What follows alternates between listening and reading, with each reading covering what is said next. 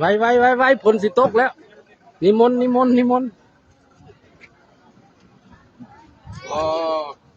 ฝนก็สิตกเลยหนีอ๋อ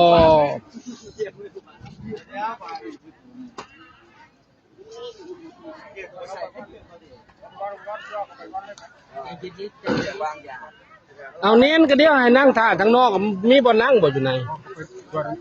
สวดเธอเดียวเลยเน้นอย่างคือน้อยเท่านี้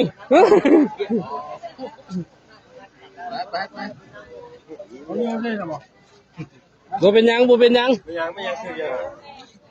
เปียกซื้อละเปียกซื้อเลยเต็มมาดักนี่เขาเอามาอยู่ในอันพายนะจ้าเดี๋ยวไปแล้วจะให้เขาเกี้ยไปโยงให้มันฮอดนะไอ้เงี้ย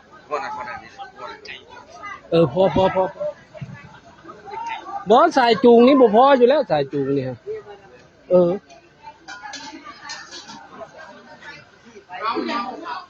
อย่าเสียงดังพามาแล้ว